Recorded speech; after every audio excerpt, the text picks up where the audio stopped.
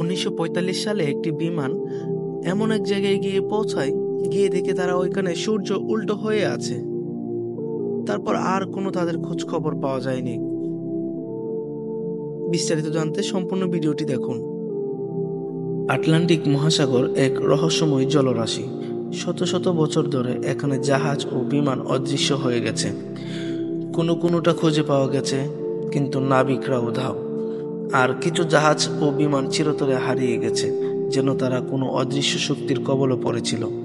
আজ আমরা জানব আটলান্টিক মহাসাগরের কিছু ভয়ঙ্কর ও রহস্যময় হারিয়ে যাওয়া জাহাজ ও বিমানের গল্প। আমাদের ভিডিওর প্রথম লিস্টে আছে টাইটানিক, 1912 সালের ঘটনা। টাইটানিকের গল্প তো আমরা সবাই জানি। 1912 সালের 14 এপ্রিল একটি বিশাল আইসবার্গের সঙ্গে ধাক্কা লেগে এটি আটলান্টিক মহাসাগরে ডুবে যায়। কিন্তু কিছু ষড়যন্ত্র তত্ত্ব বলছে এটি ছিল না কোনো অসাধারণ দুর্ঘটনা। কেউ কেউ বলে জাহাজটির নকশায় কোনো অদৃশ্য শক্তির ইঙ্গিত ছিল, যা অভিশপ্ত করেছিল টাইটানিককে। আমাদের ভিডিওর 2 নম্বরে রয়েছে ইউএসএস সাইক্লোপস।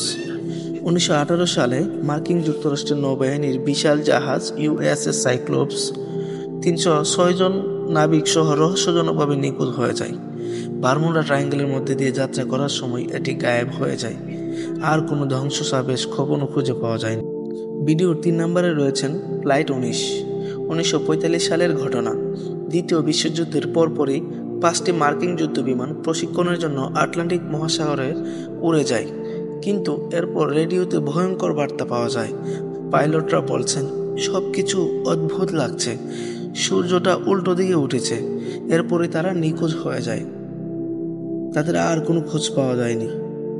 আটলান্টিক মহাসাগরের রহস্য কি বিজ্ঞানের ব্যাখ্যায় ধরা পড়বে, নাকি আমরা কোনো ভয়ঙ্কর সত্যের সামনে দাঁড়িয়ে আছি?